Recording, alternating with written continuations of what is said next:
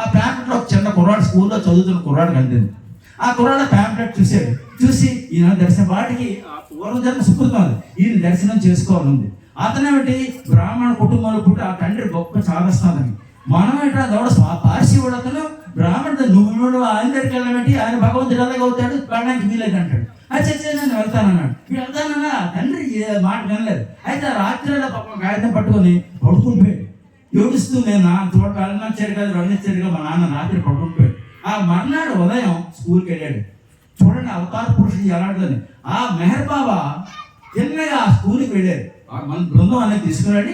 ఆ స్కూల్కి వెళ్ళి ఆ కుర్రాడి దగ్గరికి వెళ్ళి ఆ కుర్రాడిని పిలిచి దారా బాబు నేనే అవతారం చెప్పి దర్శనం ఇచ్చాడు. చూడండి అది అంతటిదో. అదేవిధంగా బాబా దానిని మన హృదయపూర్వకంగా ఆయన దర్శించాలని తప్పించాలంటే అటువంటి హృదయాల్లో ఆయన తప్పకుండా ఆయనే స్వయంగా వచ్చి సాధ్యం కాని పనులని ఆయన చేస్తాడు. ఇంకొక సంఘటన ఏంటంటే ఇలాగే మనందరూ బాబా కార్యక్రమం అవుతుంది, ప్రజా దర్శనం ఇస్తున్నారని చెప్పారు. అక్కడ అహ్మద్ నగర్లో వాడియా పార్కు అని పెద్ద పార్కు, అక్కడ ప్రజా దర్శనం ఇస్తారు బాబా అని చెప్పి చాలా రోజులైంది. ఎన్నాళ్ళు దర్శనం ఇవ్వడం అనేది ఇస్తారని చెప్పారు. దానికోసం పెద్ద పబ్లిసిటీ చేశారు. అందరూ కూడా వాడియా పార్కులో బాబా దర్శనం ఇస్తారట, వెళ్దాం అని చెప్పి చాలా రోజులు కొన్ని సంవత్సరాల నుంచి దర్శనం లేదని చెప్పి ఆ పూనా నగరంలో అహ్మద్ నగర్లో ఆ వాడియా పార్క్ వెళ్ళడానికి చాలా మంది వెళ్తారు. వెల్టూరు నుంచి బళ్ళ మీద వస్తారు, అక్కడెక్కడ నుంచి జనం వస్తారు. కొన్ని వేల మంది ఆ దర్శనం పెద్ద పార్క్ అనమాట. మనకి ఎలాగో ఇక్కడ స్టేడియం ఎలాగ ఉందో ఆ స్టేడియంలో దర్శనం ఇస్తారు. ఆ దర్శన కార్యక్రమం కోసమని వస్తే అప్పుడు ఇలాగే మళ్ళీ బాబా ఫ్యామిలీ బాబా వస్తారు. వాళ్ళ ఇంట్లో పని చేస్తున్న ఒక అమ్మాయి ఉంది, పని మనిషి. ఏమ్మా ఇలాగ బాబా దర్శనంకి వెళ్తాను, నువ్వు వస్తావా? అమ్మా నాకేడు ఉంది, నేను ఇవాళ కష్టపడి పని చేస్తే కానీ నాకు డబ్బులు రావు, ఏ రోజు ఆ రోజు ఇప్పుడు నేను మీతో వచ్చానంటే నాకు ఈ రోజు కొట్టాల గడుస్తుంది, నాకు నేను వెళ్ళాలి, ఊరికి వెళ్ళిపోతే అవ్వదంటే లేదురా బాబా దగ్గరికి రా దర్శనం చేసుకుని ఒక రోజుకి ఏమైపోతుంది అని చెప్పి ఆ కుటుంబం ఆమెను తీసుకొని బాబా దర్శనానికి తీసుకుని వెళ్తారు. తీరా దర్శనానికి వెళ్ళి పెద్ద క్యూ ఉంటుంది. ఆ క్యూలో దర్శనం చేయడం కానీ వీళ్ళందరూ కలిసి వెళ్తారు. ఆ బాబా ఏం చేస్తున్నారు, అప్పుడు ప్రసాదాలు అందరికీ ప్రతి వాళ్ళకి ప్రసాదం పంచిపెడుతున్నారు. బాబా స్వయంగా ప్రసాదం కొన్ని వేల మందికి ఇచ్చారు. అలాగ ప్రసాదం పొందుతున్నారు. వీళ్ళందరూ క్యూలో వెళ్తున్నారు. ఆ క్యూలో వెళ్తుంటే ఆ ప్రసాదం పంచుతుంటే ఈ ప్రసాదం అందరికి ఇస్తే స్పీడ్ అనమాట. వెంటనే ఆ ప్రసాదం తీసుకుని వెళ్ళిపోవాలి. ఆ ప్రసాదం తీసుకెళ్ళి ఈ అమ్మాయి చేతులు కూడా బాబా పెట్టారు. ఆ ప్రసాదం పట్టుకున్నాడు. ఏమిటో పట్టుకెళ్ళిపోయాను.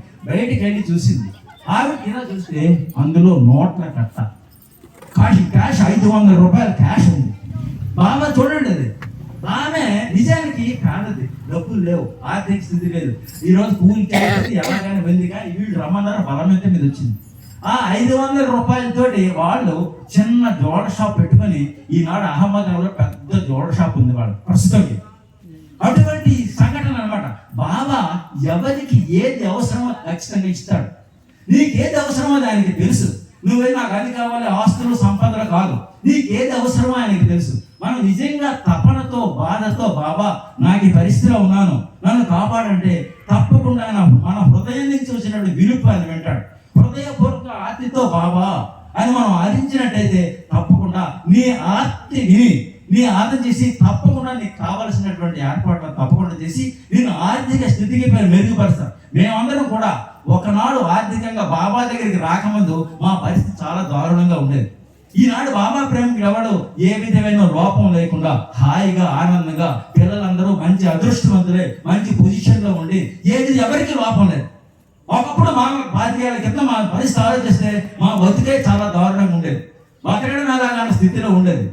నాకు 3 ఆడపిల్లలు పెళ్ళిళ్ళు ఎలా చేయగలమో అనుకునేవాడిని. ఏం చేయడమో తెలియదు. ఆ చిన్న గుమస్తా ఉద్యోగం, ఇటువంటి పరిస్థితులు అటువంటి అందరికీ కూడా ఆయన ఎవరికి ఏది ఏమివ్వాలో తప్పకుండా ఇస్తాడు. మనం పూర్తి విశ్వాసంతో ఆయన మీద ఉంచినట్టయితే ఆయన ఏదైనా సాధించగలరు. ఇంకా ఆయనకి జాతి మత వర్ణ విచక్షణ భేదం లేదు. ఒకసారి మెడ్రాస్లో ఒక చింపత్ అయ్య గారు అని ఒక పెద్ద జడ్జి, ఆ జడ్జి గారు మంచి బ్రాహ్మణుడు, ఎంతో నిష్టలతో ఉన్న వ్యక్తి. అటువంటి ఆయన బాబాను ఆహ్వానించాడు. బాబా అంటే అనిపిస్తుంది. ఆయన వస్తాడు, బాబా ఈ పుట్టినరోజు మా ఇంటికి రా అంటే మా ఇంటికి వస్తాడు. వచ్చినప్పుడు అందరూ దర్శన కార్యక్రమం బాబా వాళ్ళ ఇంటికి చుట్టాలు బంధువులు అందరినీ పిలుస్తాడు. వాళ్ళ ఇంట్లో ఒక పని అమ్మాయి ఉంది. ఆ పని అమ్మాయి కూడా అందరితో పాటు భగవంతుడు వచ్చాడు కదా దర్శనం చేసుకుందాం వస్తుంది. అది ఏం చేస్తాడో బాబా అందరికీ పరిచయం చేస్తాడు. వీళ్ళ మా తమ్ముడు మా అన్నదమ్ముడు మా లక్ష్యం చేస్తాడు. వీడు పరిచయం చేయడు. పెద్ద మనిషి దూరం ఉండిపోతుంది. అప్పుడు ఈ మనసులో బాధపడిపోతుంది. ఏంటి ఇంతమందిని భగవంతుడు అంటారు, నాకు పరిచయం చేయలేదు, కనీసం నన్ను ఎవరో చెప్పలేదు. ఏం భగవంతుడు, వీళ్ళందరూ డబ్బున్న వాళ్ళు ఆస్తిపరులకే తప్ప పేదవాళ్ళు నేను చూడరు కదా, దీనికి ఏమిటవుతుంది మరి అంతే మన కర్మ అంటే పాపం ఏడ్చుకుంటూ చెప్పకుండా వెళ్ళిపోతుంది ఇంటికి వెళ్ళిపోతుంది. అయితే ఆ మర్నాడు అబ్బాయి ఏం చేస్తారు, అయిపోతుంది చాలా దర్శన కార్యక్రమం అయిపోయి మర్నాడు ఉదయం ఎక్కడ కలిసి మనం వాహ్యాలకు వెళ్దాం, నేను మార్నింగ్ వాక్ నడుద్దాం పదండి అంటే దాంతోపాటు వీళ్ళందరూ కూడా బాబా కదా రమ్మన్నారు మేకలు అందరు తిన్నగా వెళ్ళి ఏం చేస్తాడు, ఆ పని మనిషి ఎక్కడుందో ఆ ఇంటికి తీసుకెళ్ళి ఆ మనసం మీద కూర్చుండిపోతాడు అనేది. ఆవిడ పాపం లోపల ఇంట్లో ఉంది, వచ్చి చూడగానే ఆశ్చర్యపోతుంది, కళ్ళ నీళ్లు పెట్టి బాబా నా తపన నా కోరికను మన్నించావా అని పాదాల మీద పడి అలా కళ్ళ నీళ్ళు ఏడుస్తుంది. అంటే ఏంటంటే మన హృదయాంతరాల నుంచి ఆయన ఆర్తితో ఆర్తించినట్టయితే ఆయన చెయ్యిందంటే ఏముండదు. లేదా నేను పేదవాడినా, నేను ధనవంతున్నా, నేను ఆస్తిపరున్నా అక్కడ ఆయనకు అక్కర్లేదు. నీ హృదయం, నీ ప్రేమ, నీ తపన ఆయనకు కావాలి.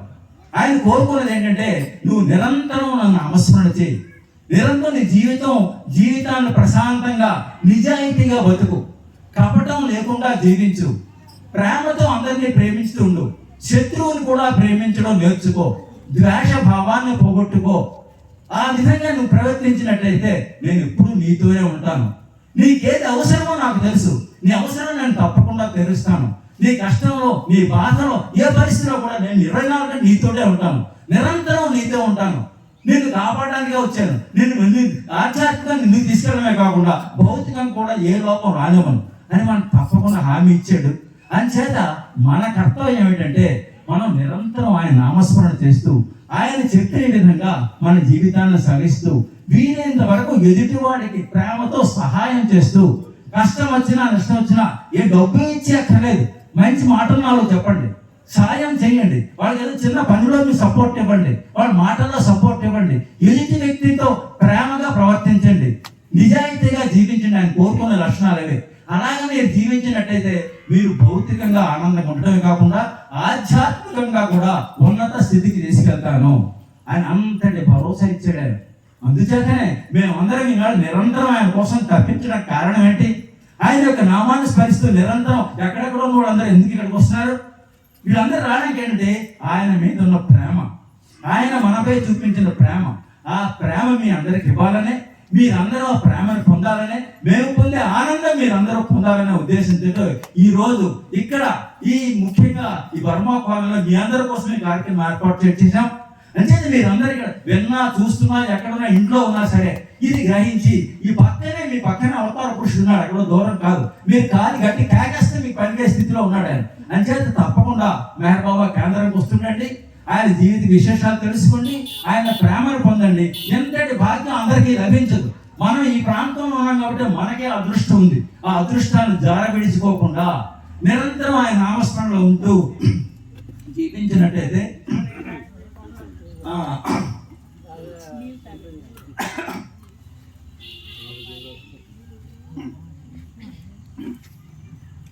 అంచేత ఈరోజు ముఖ్యంగా ఈ బర్మా కోణంలో వాళ్ళందరికీ మరొక విజ్ఞప్తి ఏంటంటే మీరందరూ పక్కనే ఉన్నారు, మీ యొక్క సహాయం బాబా కోరుకుంటున్నాడు అనుకోండి, మీరు ఏ సహాయం చేసినా బాబా సంతోషంగా స్వీకరిస్తాడు.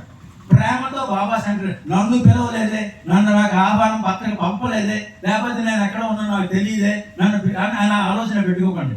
భగవంతుడు అందరికీ సమానమే, భగవంతుడు అందరి వాడు, నీకు నాకు అందరికి సమాన దూరంలో ఉన్నాడు. అంచేత నీ ఊపిరి కన్నా దగ్గరలో ఉన్నాడు ఆయన, అది గుర్తుంచుకోండి. మనందరికి ఊపిరి కన్నా దగ్గరలో ఉన్నాడు, నీకు నాకే అని ప్రతి వాళ్ళకి కూడా. అది గమనించి పక్కన ఉన్న మెహర్ బాబా కేంద్రాన్ని దర్శిస్తూ బాబా కార్యక్రమాల్లో పాల్గొంటూ ఇప్పుడు ఈ యూత్ ఉన్నారు, ఈ యూత్ ఉత్సాహంతో పార్టిసిపేట్ చేశారు. ఈ యూత్కి ముఖ్యంగా బాబా చాలా చక్కటి సందేశం ఇచ్చాడు యూత్కి. ఈ యువత అందరికీ కూడా చెప్పిన విశేషం ఏంటి, ఒక్క నిమిషం.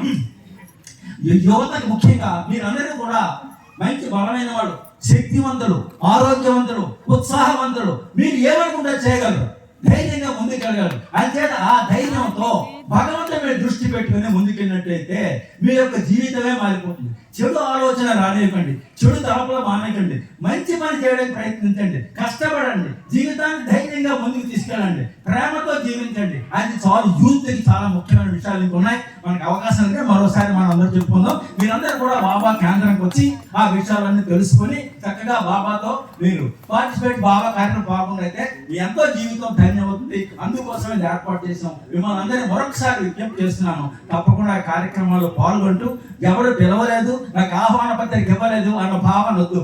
ఇది మనందరిది మెహర్ బాబా కేంద్రం అన్న భావంతో ఉండండి. ఆ భావంతో కార్యకర్తలుగా పనిచేయండి, కార్యక్రమాల్లో పాల్గొనండి, వచ్చిన వాళ్ళని ఆదరించి మనం చేద్దాం. ఈ విధంగా చేసినట్లయితే బాబా యొక్క ప్రేమలో పొందగలుగుతాం, ఆ ప్రేమలో ఆనందంగా అనిపిస్తాం. అవతార్ మెహర్ బాబా కి జై.